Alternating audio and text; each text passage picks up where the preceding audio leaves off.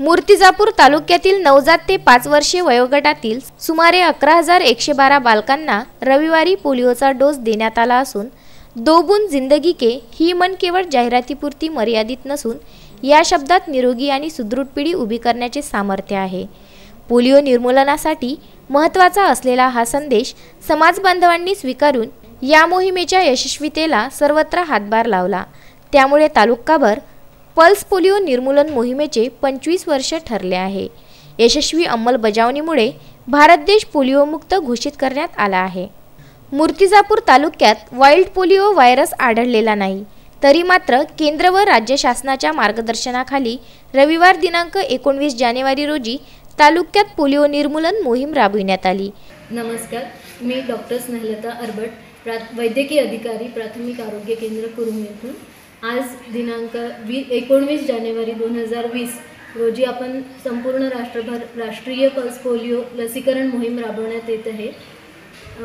जिल्ह्यामध्ये डॉक्टर माननीय आसोले साहेब यांच्या मार्गदर्शनाखाली आरोग्य केंद्राअंतर्गत ही पल्स पोलिओ लसीकरण मोहीम सुरू आहे।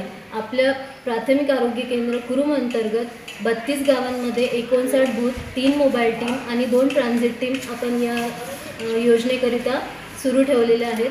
तसेच 0 ते 5 या वयोगटामध्ये मुलांना येणारे अपंगत्व टाळण्यासाठी 100% हे ध्येय पूर्ण करण्यासाठी आशा सेविका, अंगणवाडी सेविका, आरोग्य कर्मचारी यांच्या साहाय्याने आपण ही लसीकरण मोहीम 100% यशस्वी करण्याचा प्रयत्न करत आहोत। आरोग्य विभागामार्फत सूक्ष्म नियोजन करून तालुक्यातील ग्रामीण परिसरातील कुरुम, जामठी बुद्रुक, पारत तसेच धोत्रा शिंदे या 4 प्राथमिक आरोग्य केंद्रांतर्गत अपेक्षित 11,000 पोलिओ लस देण्याचे नियोजन करण्यात आले।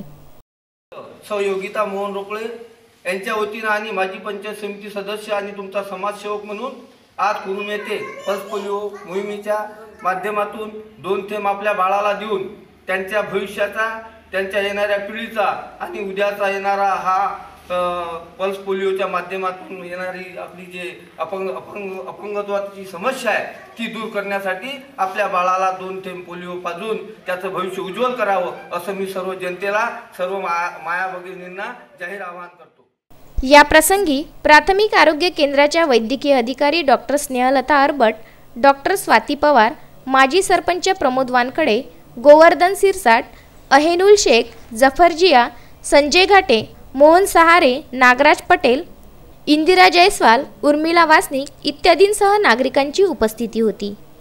विदर्भ न्यूज करिता मूर्तिजापूर येथून बाळासाहेब गणोरकर।